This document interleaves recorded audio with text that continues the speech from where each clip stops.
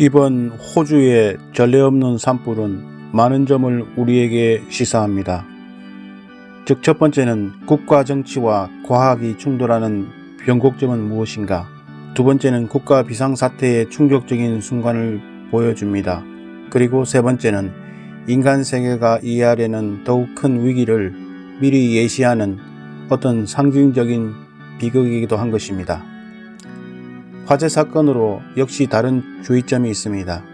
호주에게는 디지털화된 허위 정보가 현실에 미치는 영향을 받아들이는 법을 배우는 순간입니다.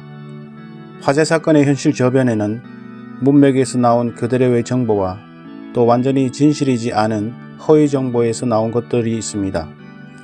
그것들은 인터넷을 둘러싸고 증가하고 있는 경우가 있습니다. 그들의 결합된 효과는 부인할 수 없는 것이 사실입니다.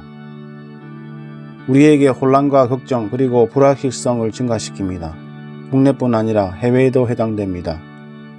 개인이 통제하기에 아주 힘든 사건에 그들의 직과 생명을 실제로 잃어가고 있을 때 소셜미디어가 긴급사태에 대한 감각을 예민하게 하는 역할을 합니다. 더욱 넓게 보면 음모이론의 확산은 허위 정보를 배출합니다. 또 몇몇 경우엔 기존의 전통적인 뉴스 속에서도 산불 허위 정보의 세도가 있을 수 있습니다. 그래서 민주주의가 당면하는 어디에나 있는 허위 정보의 딜레마에 우리를 빠지게 하기도 합니다. 그런 허위 데이터에 대한 반응을 하게 됩니다. 그때 우리는 허위 정보를 방지하려고 하면서 실수를 노출시킵니다. 그것은 나쁜 정보와 싸우는 것은 사이버 보안의 변형이다라는 잘못된 믿음에서 비롯되는 것 같습니다. 사이버 보안에서는 전문가들이 싸웁니다. 해커들과 침탈자들이 없는 네트워크를 유지하도록 말입니다. 그들의 네트워크를 청결하게 유지하기 위해서 싸웁니다. 정보전쟁은 사이버 전쟁과 매우 다릅니다. 정보 왕국은 다르게 작동합니다. 정보를 받아들이는 우리의 정신은 결함 있는 내용에 끊임없는 표출된 어떤 줄을 빼고 그것을 대체함으로써 보호될 수 있는 사이버 네트워크가 아닙니다. 중요하지만 나쁜 컨텐츠를 제거하면 이후에 종종 똑같은 나쁜 컨텐츠를 위한 또 다른 공간이 더 만들어지게 되는 것입니다. 다른 한편으로 사이버 세계와는 다르게 인간의 정신세계는 인간을 둘러싼 세계를 이해하려고 노력하는 의지가 있습니다. 민주주의의 시민들의 마음은 필요로 하는 것이 있습니다. 이해해야 할 많은 원리들이 모여 일련의 큰 그룹을 이룹니다. 그것을 이용해서 매일에 마주치는 정보의 혼돈 속에서 어떤 탐구를 하기 쉽도록 하는 것입니다. 지금 미국의 오늘의 모습을 보면 우리에게 하나의 예시를 줍니다.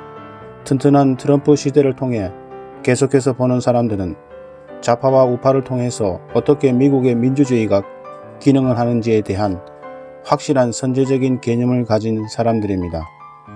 그 허위 정보가 아무리 유혹적이고 터무니없거나 또는 반복적이어도 시스템에 관한 지식이 사라질 수는 없습니다.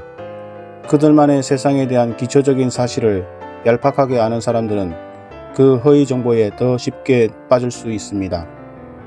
빅토리아 경찰은 소셜미디어가 주장하는 바대로 방화범이 산불을 일으켰다는 말을 사실이 아니라고 했습니다. 그 화재에 대한 정치적인 관점과 과학적인 관점을 상상해 보겠습니다. 정치적인 좌파와 우파에 관한 문화적인 과시적 요소와는 별도로 그 논란이 얼마나 생산적일 수 있는지 보면 됩니다. 대신에 그럼에도 불구하고 우리가 가진 것은 사실과 현실의 융합입니다.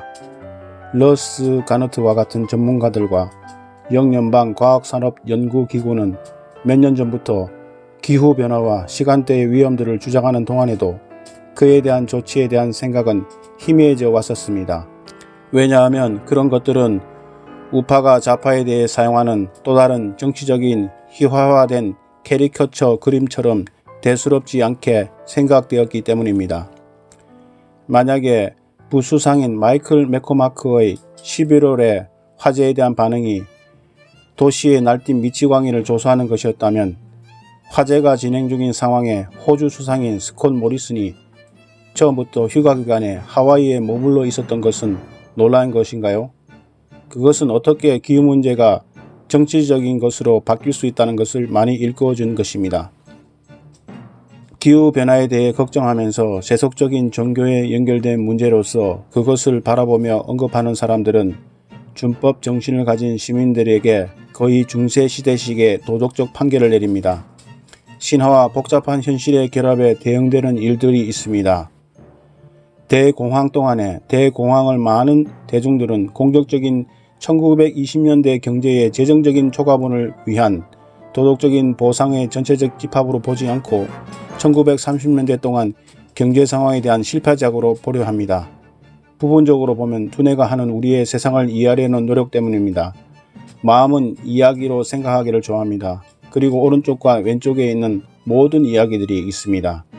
우리를 둘러싼 주위에 있는 문제들을 통합하면 더 크지만 종종 불완전한 이야기가 되어집니다. 문제는 뭐냐 하면 아무리 넓게라도 투표하는 대중들 사이에 만약에 공유된 진실이 없다면 민주주의가 제대로 기능할 수 없다는 것입니다. 그리고 그렇습니다. 우리의 공유된 현실의 조각은 하룻밤 동안 발생되지 않습니다. 단호하고 양극화된 미디어와 채팅 라디오들 때문에 그것은 수년 동안 희석되어 왔습니다. 그들의 대부분은 온라인상으로 널리 퍼져 있습니다. 그러나 소셜미디어의 사실들과 경험들을 희석시키는 능력은 이 트렌드를 더욱 강화시켜 오면서 이제 위기 수준에 이르렀습니다. 국가 안에서 오직 절반 정도 공유된 세계적인 관점들 상에서 삶과 죽음의 결정이 내려지는 순간에 이런 경향이 미국에서 힘겹게 학습됩니다. 아마도 계속적이고 일관된 디지털 플랫폼의 감시가 가능하게 하기 위하여 호주 경쟁과 소비자위원회가 영구적인 디지털 플랫폼을 설립하면 하나의 계량적 미터법이 공유된 가변적 현실세계 뉴스와 플랫폼의 알고리즘이 보상하는 정보 사이에서 갈라질 것입니다. 호주에서만 아니라 어느 곳에서나 민주주의의 건강을 위해서 이 기술적인 분야의 감시가 잠재적으로 놀라운 일을 하는 것입니다. 민주주의가 기능하기 위해서는 어느 정도의 공유된 진실이 필요합니다. 만약 이번 호주 화재로부터의 어떤 교훈이 있다면 바로 이런 걸 두고 하는 말입니다.